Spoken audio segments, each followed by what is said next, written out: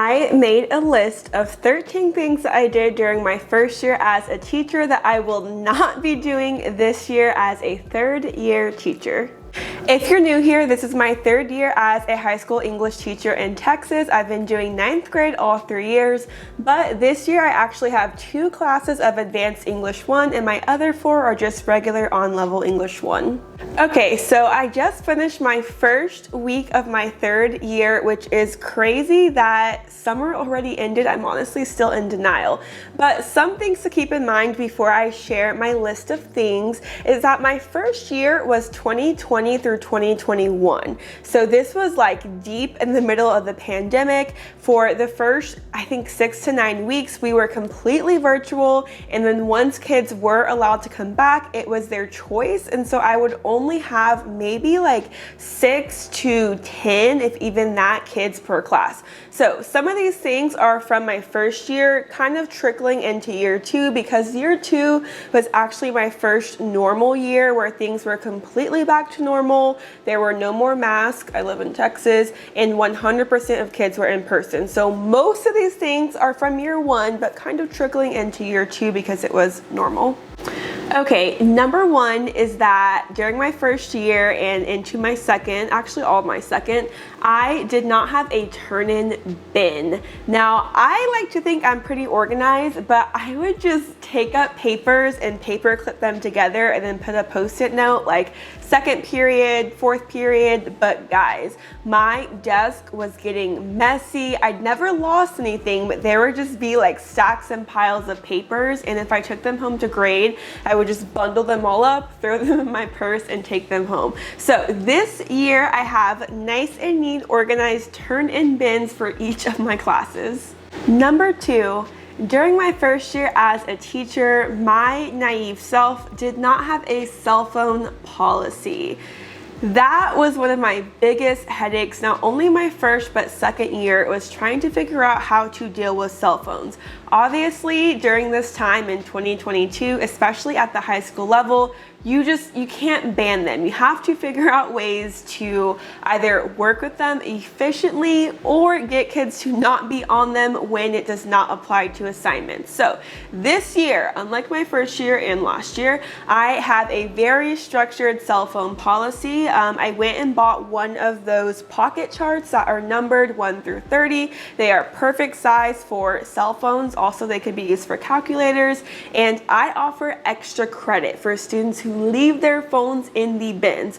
And I'm gonna tally it up, and at the end of each grading period, add on a certain number of points. So the incentive is the more classes you leave your phone there, meaning you're not on it, the more extra credit points you get at the end of the 6 weeks.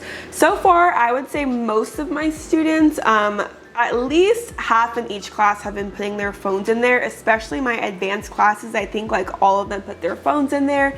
And I am going to be more strict about not just ignoring when they're on their phones, which I am guilty that I did last year and my first year. So I'm actually going to confiscate phones until the end of the school day, not the end of the class, the end of the school day. So that's number 2. I am going to have a cell phone policy. Oh boy. Number 3, my first year of school, I stayed late, also came really early all the time.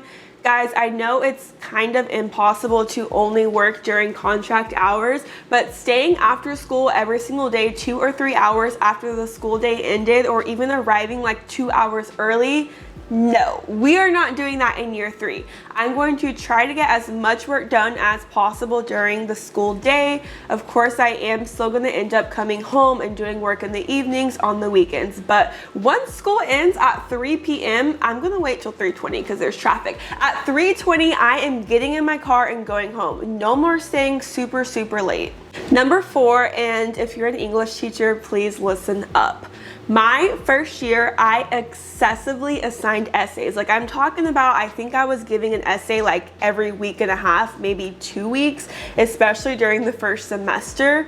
And when you have 140 to 160 students and you're grading multiple essays every single week, that will drive you crazy. There are other ways to teach writing and to make sure that your kids are progressing and learning than giving them a new essay every single week. I was just like throwing out the essays like they were candy. So this year I'm going to plan out more efficiently and not just throw out random essays every single week, because the grading on that, let me tell you, took up dozens of hours of my life. Number 5, and listen up if you are a first year teacher. My first year, I never used any of my off days, whether I was sick, whether I needed a mental health break, whether I just wanted to travel. I was so terrified to use an off day that I didn't. So my whole first year, I was just so afraid. Also, so this was during COVID, we did wear a mask every single day. So keep that in mind. But even if I was kind of feeling like a slight cold or had a headache, I get headaches sometimes, I would just tough it out. After I got my first COVID shot, so I got the Johnson & Johnson, I was miserably like feeling the side effects, but I went to work. There were lots of teachers, because we all had the chance to go on the same day, who actually took off work the next day because those side effects like really hit. I was so scared to use an off day that I would be viewed as not working hard enough or viewed as being lazy, that my butt sure did go to school. I was sweating, I had chills, and those side effects were hitting, but I was not about to call in to work. No. Last year during year 2, I used lots of my days to take trips, like weekend trips. I would take off a Friday and do a weekend trip. Also, if I was just having a really bad mental health day, of course, I would find a sub, I would use an off day. So things we are not doing this year is being afraid to use our off days. Use your days. Number 6 is my first year of teaching and second year. I let students eat lunch in my classroom. Now at my school, they are allowed to eat lunch anywhere because our whole school has the same lunch and the cafeteria is just not big enough to hold them. So it's up to the teacher whether or not you allow them to eat lunch. And originally I only did this because I felt bad. The kids didn't have anywhere to eat, but it started getting bigger and bigger. They would bring their friends and their friends, and they were just loud and screaming and leaving trash and messes. And it got to the point where it was actually deteriorating my mental health, because lunch is like the only quiet time you get. I would take my lunch, go outside and eat lunch on the football field or the track while these kids like took over my classroom, because I was too afraid to tell them like no or tell them not to eat there. We are not doing that this year. I am using my lunch for me. I'm locking my door, and it may sound mean, but you need to take care of yourself. So things we're not doing this year is letting kids take over my classroom during lunch. Lunch is me time.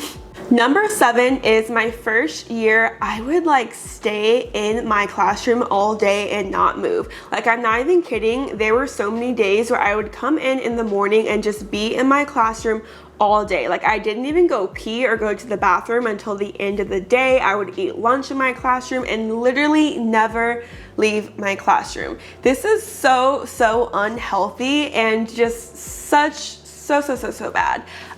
Especially because I have never had windows in my classroom. So I was literally just locking myself in this windowless box for 8 hours a day. Last year during year 2, I started going out to the track and just walking around during lunch to see some sunlight and get some fresh air. Things that I do now is that sometimes I might just like go out and take the long way to the bathroom or like walk a lap around. Guys, you could not be stuck in your classroom all day.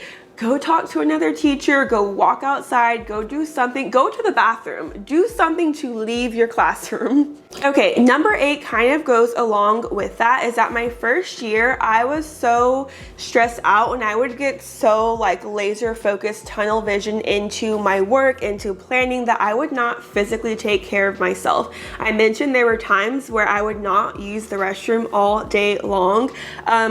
Yeah, that is not good, and I know that lots of teachers are probably guilty of doing this. I would purposely not drink water because I didn't want to have to go to the restroom, because you can't just always go to the restroom as a teacher, but when you are literally dehydrating yourself, you are not physically taking care of yourself. So as I get to know my classes, I know which classes I'm okay with leaving to go to the bathroom. And my first year, I would have never thought about doing this. but you have to take care of your physical self. So I'll kind of figure out like when I can go to the restroom, or even during my passing period, I'll go use the restroom. I will drink lots of water. I bring my Stanley cup, I don't know where it's at, bring my Stanley cup to school, and I also keep a case of water in my classroom, and I still try to drink at least like 60 to 80 ounces of water. You have to take care of your physical self. So this year, if I have to go to the bathroom, I'm going to the bathroom. I'm going to be drinking water and taking care of myself. Number 9 is that my first year of teaching, I dressed like a bum every single day. Now, I know it was COVID and my school honestly didn't give us a dress code policy. We could wear jeans every day and like school spirit t-shirts. And let me tell you, I wore jeans and school spirit t-shirts every single day. And this may be just me, but when you dress nicer and you feel good about yourself, you're more likely to be more productive, be in a better mood, and just have an overall better day. So I ordered so much stuff on Shein because I'm a broke teacher. Like this shirt is from Shein, and I ordered lots of skirts and dresses, earrings. These are also from Shein. And this past week, I just felt so much better about myself, just feeling and looking nicer. The first 2 days of school, I wore dresses, I wore skirts, I bought new shoes, and there's just something that just really puts you in a better mood. The first day of school, I wore makeup, and I literally don't wear makeup ever, but just kind of taking time to get ready and take care of yourself. That is what we're doing this year. Now, will I wear a dress and makeup every single day? No, but at least putting more effort into getting ready and feeling nicer definitely makes me feel so much better. Number 10 is my first year of teaching. I was like glued behind my desk. I didn't really ever leave the desk area. When I taught, I was either standing up behind my desk or sitting down, and I never really taught like at the board or walking around. And part of this was me just getting used to being a teacher and kind of finding my rhythm, but that is something we are not doing anymore. I am up, I'm moving around, I'm walking up and down the aisles, I'm at the board, I'm moving around basically. As a teacher, you should not be glued behind your desk. You need to make sure that you are moving around. I think they call it like the power zone, where you're like walking up and down the classroom. And lots of this just comes with getting more experience and more confidence. I am so much more confident this year in year 3 than I was in year 1. Year 1, I was terrified. I was shaking, my voice was cracking. So that is not happening this year. Number 11 is my first year. I don't know why, but I would tell the kids how old I was, and they're just, honestly, they're so curious, and they would ask me over and over, and I wouldn't tell them, and they would ask me in different ways to try to like do the math, like what year did you graduate high school? And I finally just kind of got annoyed and told them how old I was. But something about that, I kind of caved and gave in. But think about, especially as a young teacher, they wouldn't ask a visibly older teacher how old they are. But because you're young, maybe they're just curious, or I don't know what is going through their minds, but they always ask how old I am. In my first year, I would just tell them, but there's just something about that just doesn't sit right in my soul. Like, why do you need to know how old I am? So this year, we are not doing that. I never tell them things that they would be able to figure out. So I don't tell them like what year I graduated high school or college or things like that. And this might just be my personal preference, but I just feel like they don't need to know how old I am. And they also, I feel like, are kind of trying to like size you up by seeing like what the age difference is between you and them. And week 1, I already know, I knew this was gonna happen. There were a couple of kids who asked how old I was, and my response is old enough to be your teacher, or that has nothing to do with what we're talking about. So if you kind of just deflect and brush it off and move on without telling them. One thing I will say though is that I definitely it makes you feel kind of good, where in real life I'm like having an existential crisis about getting older, but then I go to school and the kids are like, Miss Stone, you don't even look old enough to be a teacher. So they low-key do kind of boost my ego. Okay, number 12, and this may be a little bit controversial, is that my first year, kids would have to ask me like, hey, Miss Stone, can you go to the restroom? Yes, Johnny, you can go. I don't do that anymore. And the reason for that is that if I am in the middle of talking and somebody interrupts me for, hey, can I go to the restroom? That basically interrupts my train of thought, the student's focus. And so my current restroom policy is that if they see the restroom passes there, so it is one at a time, don't ask me, just quietly take it and go. And I know that lots of teachers, especially teachers of freshmen, may not want to give them this privilege or power, but guys, it is not my job to be the keeper of the restroom to police who's going to the bathroom. And honestly, I have found that this type of policy causes less distractions. They're quietly going and taking the pass without like calling out and interrupting the whole class. So this year I am not requiring kids to ask me to go to the restroom. If you have to go pee, just take the pass and go pee. Why are you asking me? Okay, and thing number 13, which I learned real quick, is that my first year of school, I did not have a seating chart. Now, keep in mind that I did have not a full class of 30 students, and so this was partially the reason. Also, I just didn't want to seem like that strict over-the-top teacher, so I did not have a seating chart, but I quickly learned once all the kids were back that you cannot do that, especially with freshmen. I think it's good to start off having more structure, and then as you get to know them, as they get to know you, you can kind of slowly release that. But from the jump, I had a seating chart, and on the first day of school, there were some of those kids who walked in and I had my seating chart posted on the board. It said, find your desk number. They kind of moaned and groaned like, a seating chart?